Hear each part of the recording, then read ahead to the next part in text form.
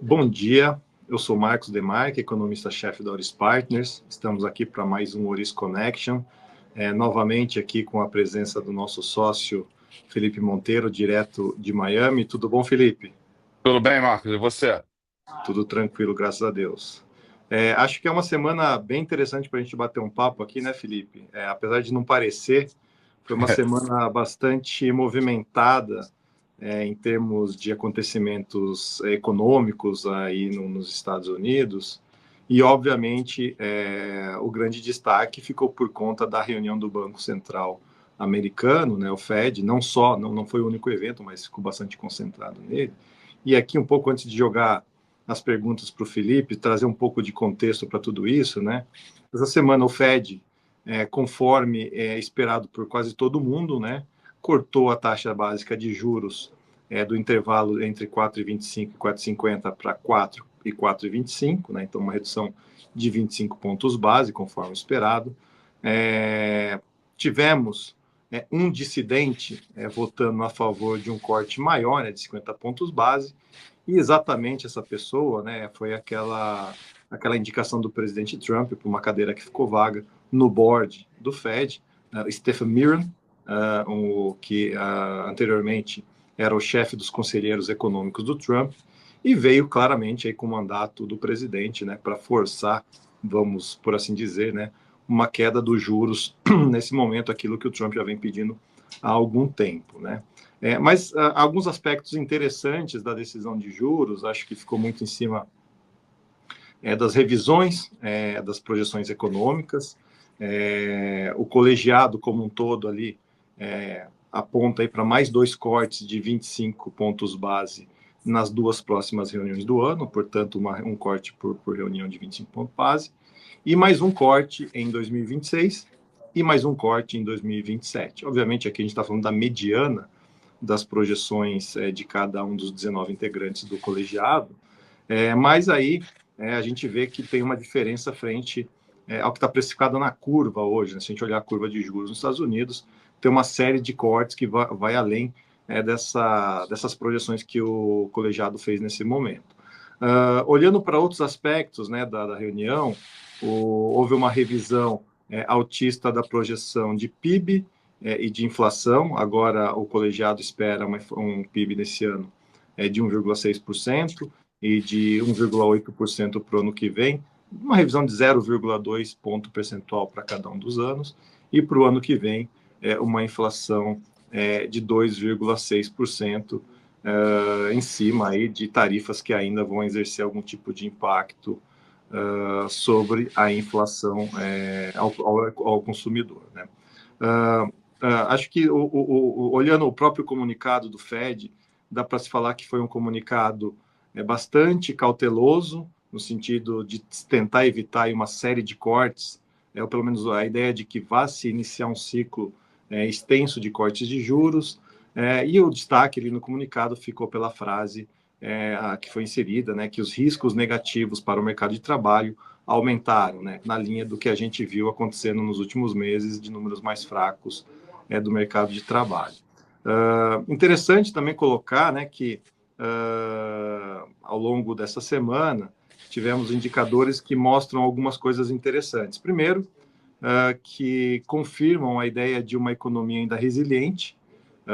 Tivemos as vendas varejistas de agosto divulgado, aquele componente que mais importa para PIB subiu 0,7% na comparação com julho, o esperado era 0,4%, né? Só para se ter uma ideia da importância desse número mais forte, o tracking do PIB do Fed de Atlanta, né, que tenta acompanhar em tempo real para onde está indo o PIB do terceiro TRI, subiu de 2 semanas atrás de 2,2% para 3,3%. Então, mais de um ponto percentual de revisão de PIB do terceiro TRI em cima de números aí melhores, notadamente o varejo que saiu essa semana. Mas também tivemos queda nos pedidos semanais de seguro-desemprego, talvez sugerindo alguma estabilização, alguma melhora do mercado de trabalho, e também tivemos o indicador de inflação de produtos importados, né, os preços dos produtos importados, né, que tendem a pegar mais claramente aí as tarifas impostas pelo governo, E notamos ali, né, que a inflação de produtos de consumo chegando nos Estados Unidos com preços mais altos, os preços vindos da China, né, que em grande medida são produtos de consumo também chegando mais altos nos Estados Unidos, sugerindo, né, que a gente continuará a ver aí números um pouco mais pressionados de inflação ao longo dos próximos meses, embora ninguém espere nada dramático em termos de impacto na inflação, mas tendencialmente deve ter ainda a configuração aí de uma corcova, né, na inflação americana, né? Bom, Felipe, falei bastante aqui, depois a gente até pode retomar um pouco mais aí do que eu comentei, mas eu queria saber, indo direto ao ponto, né, de que maneira esse contexto todo que eu falei aqui, o contexto econômico das últimas semanas, dos últimos meses, né, o que esse contexto traz na delimitação das estratégias para alocação de ativos? O que você particularmente tem notado aí, especialmente em termos de renda variável, renda fixa, crédito privado, de que maneira esse contexto macro impacta os ativos aí nos Estados Unidos?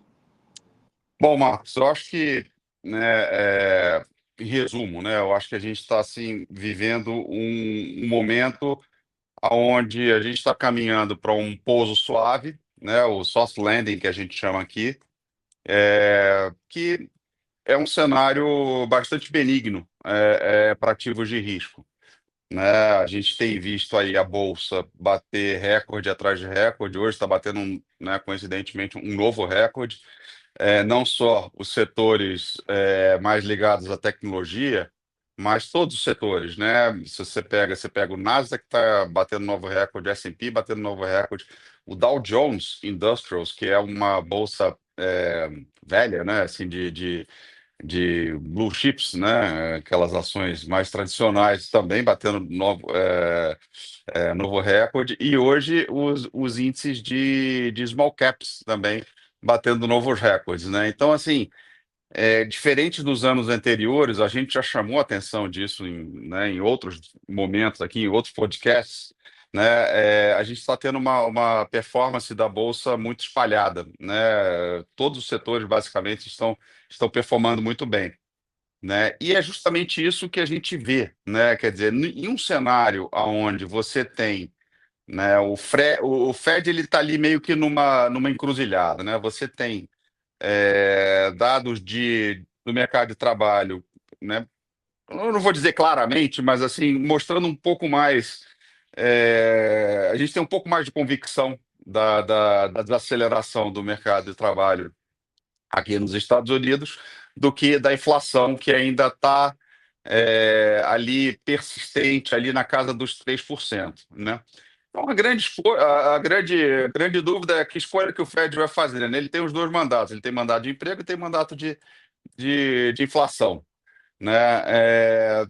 Me parece que o mercado de trabalho seria mais sensível, né? Dado que a gente está aí, né? Se você manter essa inflação a 3%, não é nenhuma grande coisa, né? Não é nenhum fato assim extraordinário, né? Dado o nível que a gente viveu com a inflação aí nos últimos anos. Então, o mercado ele está indo justamente nessa aposta de que o Fed vai ser mais sensível ao mercado de trabalho e já antecipou, né, uma série de cortes, como você comentou, a despeito de os próprios membros do Fed terem sinalizado apenas mais dois, né? É, tudo isso para dizer que é um cenário bastante favorável para ativos de risco, né? A gente vê tanto a Bolsa batendo novos recordes, como também a renda fixa, né? Tanto da parte dos títulos do governo, das treasuries, como também do mercado de crédito, que a gente segue vendo cada vez mais o mais apetite para essa classe de ativos de crédito privado, né? E isso reflete no prêmio de risco do mercado de crédito americano, que segue cada vez menor, né? Existe algumas discussões, né? Sempre, né? A gente escuta isso há 3 anos, né? Muita gente falando que, poxa, que os Estados Unidos vai desacelerar, que o nível de incerteza está aumentando, que é uma bolha na bolsa. A gente não vai saber se é uma bolha até ela estourar, né? Então, assim, se você é daqueles que, né, que vem falando que a bolsa está cara há 3 anos, você perdeu mais de 50% de movimento, né? Então, o que a gente tem feito aqui é justamente mantido as posições, né, nesses ativos de risco, tanto em bolsa quanto no mercado de crédito, mas tentando ficar sempre muito líquido e muito tendo posições que a gente possa movimentar muito rapidamente, caso aconteça qualquer reviravolta aí, que não é o nosso cenário base, tá? Então, a gente segue ainda otimista aqui com a economia americana. Só um dado, né, que a gente, né, vem comentando aí já ao longo dos últimos podcasts, né, dado dos resultados, né? A gente tem visto aí muita gente falando que a bolsa está cara, se você olhar os múltiplos estão altos, tudo, mas o fato é, as empresas, praticamente todas, 90% das empresas que divulgaram o resultado, bateram o que era esperado, né? Isso, se você pegar o resultado agregado do S&P, né, ele cresceu 13% praticamente, né, em um ano nos últimos 12 meses. Então, tá caro, mas tá todo mundo entregando, né? As empresas estão entregando. Então, assim, é caro em relação ao que era no passado, mas não é caro em relação ao que a gente está vendo no presente. Coisa boa é cara, né, Felipe? O que é bom custa caro, exatamente. É É. isso. Mas, Felipe, acho que um aspecto que eu queria ouvir um pouco mais de você é um pouco nesse sentido, né? A gente tem visto aí uma política econômica que, no mínimo, é caótica, né, por parte do Trump, ou pelo menos bastante heterodoxa do modo em que ele tenta instrumentalizar os seus desejos, né, suas orientações, as suas crenças, né? Mas o fato é que a gente tem visto, né, acho que é uma questão um pouco mais técnica aqui, mas acho que vale a pena colocar, uma queda importante da volatilidade, né, dos ativos, né, especialmente queda da volatilidade da renda fixa, dos títulos públicos nos Estados Unidos. Né, e a gente sabe, olhando para o histórico, né, longo que a gente tem de dados, né, que quando a volatilidade cai, né, isso é um atrativo para se investir, né, em ativos de risco, né? Então, me parece um cenário um pouco conflituoso, né? Você ter uma política econômica caótica e uma volatilidade baixa, né? Diante disso, né, Felipe, queria entender um pouco mais como está a sua cabeça, inclusive olhando um pouco para a história de se nesse momento vale a pena alongar, né, aquilo que se tem em crédito a privado, né, comprar títulos com vencimento mais longo, na questão da indexação, né, da renda variável, né, você segue mais de perto a Bolsa Americana ou você tenta achar setores específicos, top pickings, como que você tem visto, ou melhor, visto não, feito na prática a gestão discricionária dos ativos? Perfeito. Marcos, você tocou num ponto que é extremamente importante, né? A redução da volatilidade, principalmente na renda fixa. Por que isso é importante?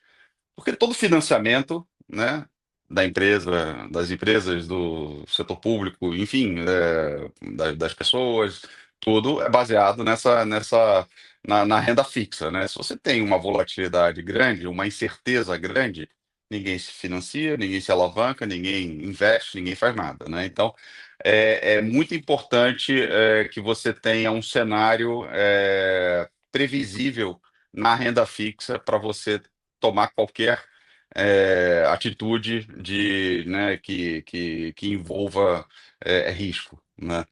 Então, dito isso, o que a gente tem visto é a volatilidade da renda fixa nos níveis mais baixos recentes, e isso tem favorecido demais, os ativos de risco, como eu falei antes, né? Então, isso vale para a Bolsa, isso vale para mercados emergentes, isso vale para mercado de crédito, isso vale até para a própria moeda, né? A moeda de outros países. Não necessariamente tem sido bom para o dólar, mas, enfim, tem sido essa queda de volatilidade das treasuries, da renda fixa americana, tem contribuído muito para esse aumento de apetite de risco, tá? Dito isso, o que que a gente tem feito aqui, tá? A gente teve no começo do ano, né, uma virada de ano ali, aonde você tinha aquele negócio que eu sempre vinha falando, né, uma discrepância muito grande entre os setores da bolsa. Então a gente optou ali por setores que estavam mais descontados, que eram setores mais tradicionais, e a gente apostou menos em ações de tecnologia. A gente ficou um pouco eh, descorrelacionado do índice agregado, tá? Isso acabou sendo muito positivo para a gente, porque você teve aquela piora grande ali em março e abril. A gente conseguiu, com essa carteira mais defensiva, a gente defendeu muito bem o nosso portfólio. E depois, né, com essa piora que teve lá em março e abril, isso deu uma embaralhada nos setores, né? Ficou todo mundo ali mais ou menos com uma performance parecida. E aí o que que a gente fez? Naquele momento a gente pulou saímos dessa aposta um pouco mais micro, um pouco mais setorial, e a gente fez uma aposta mais é, indexada ao índice, tá? E tem dado muito certo, tá? Porque se você olhar, Marcos, assim, eu até mostro sempre nas nossas apresentações, né? O, o S&P, na minha opinião, é o melhor stock picker de- da, da- da- da- do universo, porque assim, é muito difícil você bater o S&P no longo prazo, né? Existem várias estatísticas, né? Uma que eu sempre cito é 85% dos fundos ativos perdem do S&P no longo prazo, né? Então, assim, estar é, desindexado do S&P é, costuma não ser tão bom, tão positivo no horizonte mais longo, né? Então, a gente fez isso, eu acho que de uma forma pontual. Nós, naquele momento, precisava, os valuations estavam realmente muito discrepantes e a gente aproveitou bem, né? Então, hoje a gente está com uma carteira um pouco mais próxima do S&P, um pouco mais indexada ao S&P, na parte de renda variável. Na parte de renda fixa, a gente segue ainda na parte de créditos mais né, concentrado em créditos high yield, que tem ainda pagado aí em torno de 7,5 por aí, que eu acho que é um bom nível de taxa, a despeito desse prêmio de risco de crédito estar próximos aí dos níveis mais baixos, né, o nível de taxa nominal ainda é bastante interessante e a gente gosta ainda bastante desse setor, né? Você citou uma estratégia, né? Uma coisa que a gente vem discutindo aqui recentemente, que é a questão de se vale a pena você alongar um pouco os seus investimentos, né, na renda fixa. Por que disso, né? Por que que a gente vem discutindo tanto isso, né? Porque ao mesmo tempo que você teve essa expectativa de um ciclo maior de corte de juros, fazendo com que a parte curta da curva de juros caia mais fortemente do que a longa, que seria um movimento normal, você teve toda essa interferência do governo Trump, né, as próprias declarações dele, né, sendo muito vocal em relação à queda de juros. Obviamente, não é o primeiro presidente, todo presidente reclama dos juros, né, por menor que esteja, o presidente sempre vai reclamar, e historicamente, aqui nos Estados Unidos, todos eles reclamaram. Então, mas o Trump ele realmente tem feito de uma forma mais incisiva, né? E também essa interferência de querer demitir a Lisa Cook, que é uma membro lá do Fed, isso acabou colocando um prêmio de risco na ponta, na parte mais longa da curva, né? Então o que a gente viu foi a parte curta caindo e a longa subindo, né?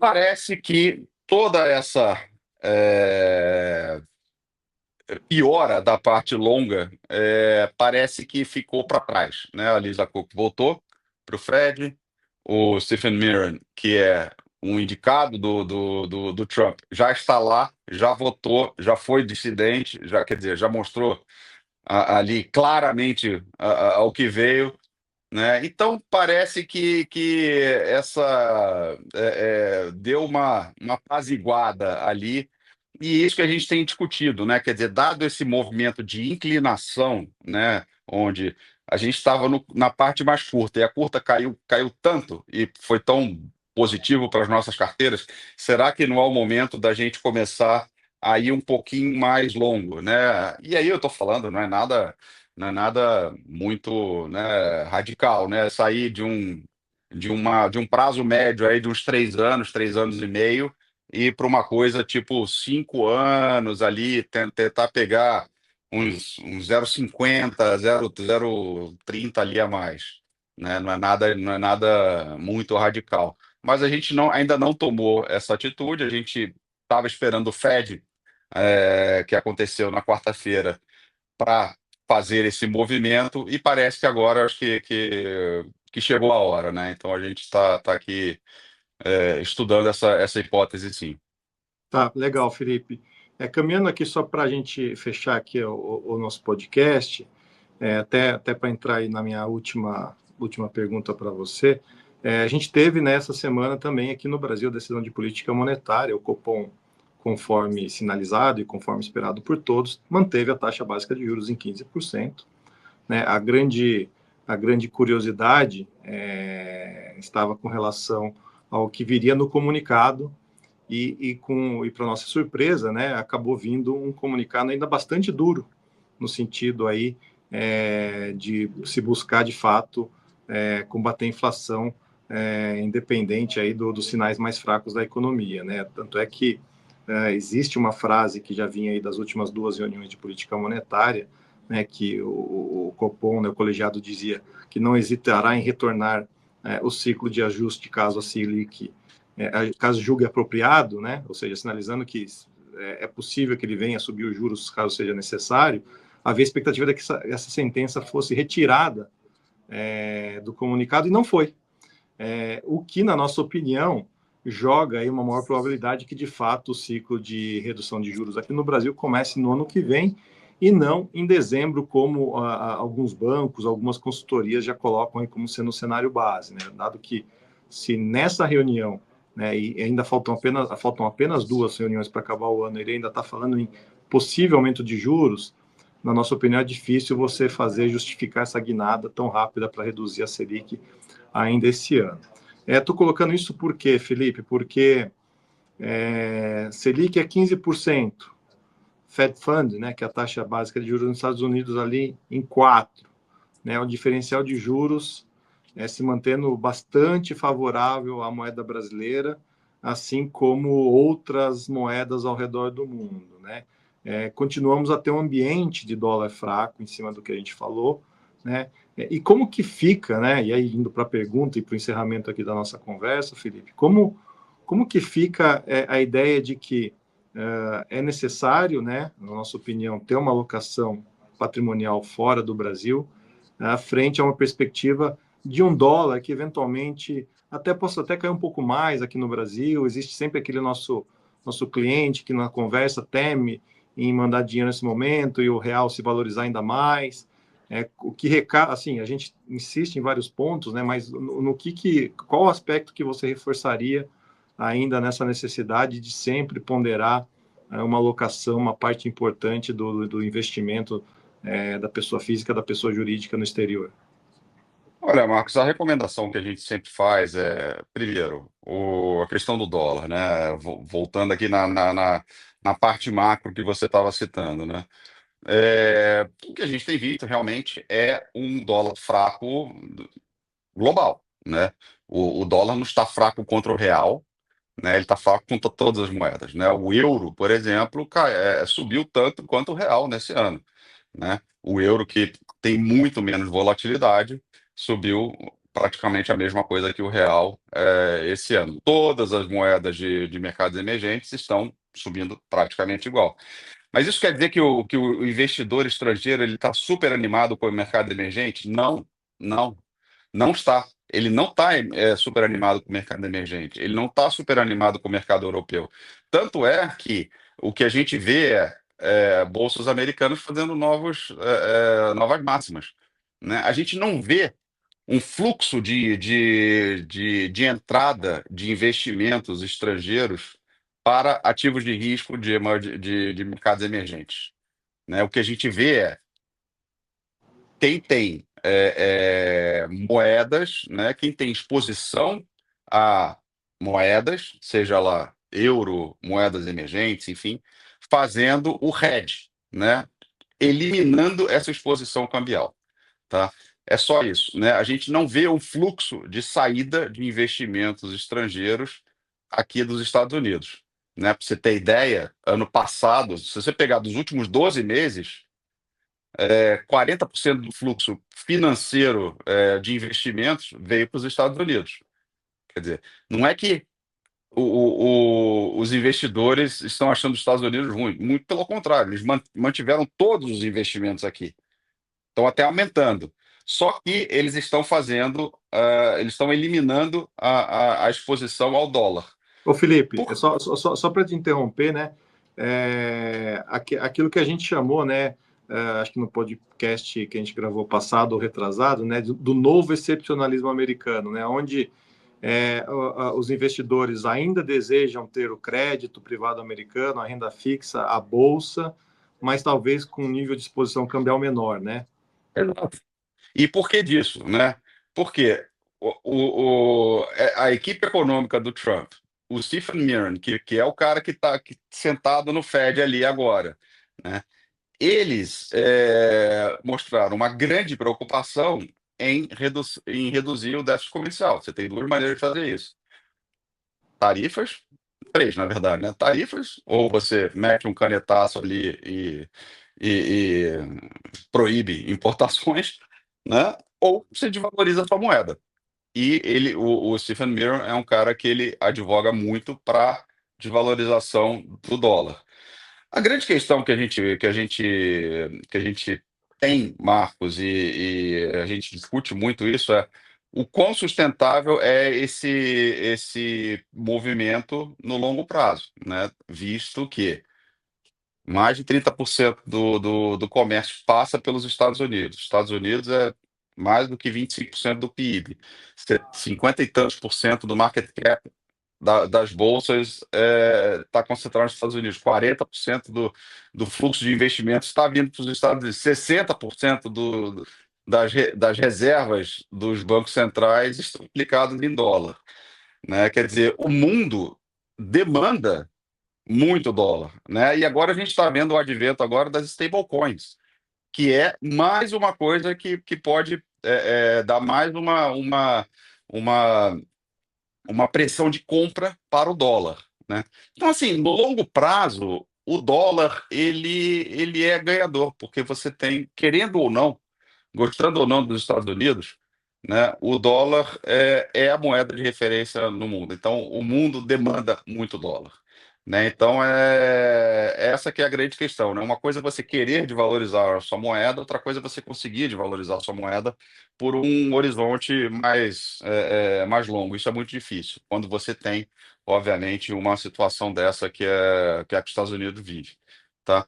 Dito isso, o que a gente tem falado para os nossos investidores? A gente tem chamado a atenção de que esse movimento que está acontecendo especificamente no real, tá? Não é, não é crédito do Brasil. Vamos deixar isso bem claro. A situação do Brasil piorou. Em 6 meses para cá, piorou, né? No Sumamente. entanto, no entanto, a moeda se valorizou absurdamente, tá? Então, o que a gente tem chamado a atenção é para eles ficarem atentos, porque o movimento de dólar fraco global está sendo muito causado por um dinheiro de especulador, né? Esse dinheiro, ele sai da mesma forma que ele entrou, ele sai muito rápido, tá? Então, isso que a gente tem chamado a atenção. Se a gente tem, por exemplo, um aumento da volatilidade na renda fixa, seja lá por qualquer motivo, né? Isso já atrapalha demais o mercado de moedas. Então, você pode rapidamente você ter uma reviravolta nesse movimento, tá? E a gente fala sempre para os nossos clientes, para eles tentarem abstrair o preço do dólar. Gente, é muito difícil você ficar tentando pegar aqui o ponto mais baixo do dólar. É muito difícil você acertar, né? E muitas vezes isso custa muito caro. Vou te dar um exemplo, né? As nossas carteiras mais conservadoras aqui na Oris, a carteira de renda fixa. A gente está de janeiro até agosto, agora, dando quase 8 quase 9%. Nas carteiras mais conservadoras. Quer dizer, quem ficou esperando o dólar, que o dólar está aí dos 5,50 aos 5,30, num intervalo relativamente meio estreito, né? Quem fica esperando o dólar bater ali o nível mais baixo para entrar, você acaba perdendo um movimento grande. Quem ficou esperando o dólar, né, quando estava ali no 4,90, quem ficou esperando o dólar bater 4,70, entregou, perdeu um movimento de quase 50% da Bolsa Americana, né? E o dólar foi para 6,20 e agora está 6,30, né? Quer dizer, não faz sentido você abrir mão de um investimento em moeda forte, na melhor economia do mundo, nas melhores empresas do mundo, nos setores mais diversificados do mundo, por causa de 10 centavos no dólar. Não faça isso. O que a gente recomenda é seja disciplinado e mande sempre aos poucos. Se você está com medo do dólar, faça uma média. Mande todo mês, se você puder, ou a cada 6 meses. Enfim, cada um vai ter o seu fluxo de caixa que vai viver. Mas mantenha essa disciplina. Não fique tentando pegar ali o nível mais baixo do dólar, que é muito difícil de você acertar. E provavelmente, se o dólar está caindo tanto, é porque os demais ativos de risco estão performando muito bem. Então você ganha no dólar, mas você entregou um belo do movimento na Bolsa Americana ou na renda fixa americana, né? Então, assim, não compensa. Não compensa isso. O que a gente faz, o que a gente sempre recomenda é vai fazendo essa média, vai cada vez sempre mandando um pouquinho. Essa é a Legal, melhor forma de você abstrair o preço, é disciplina. legal, legal. Não, tá muito claro. Acho que esse é o recado que a gente tem tentado passar, né? É, faça o investimento não pensando na variação cambial, faça na oportunidade que você tem, que você encontra, seja na renda fixa, renda variável, num portfólio equilibrado, até mesmo na economia real americana, né? Coisas que a gente também tem feito bastante por aqui. Mas, enfim, é um papo para uma outra hora. Posso só dar Claro, vai lá. uma interrompida aqui, Marcos? Claro. A gente viu nessa semana dois movimentos muito interessantes. A Oracle subindo 35% em um dia.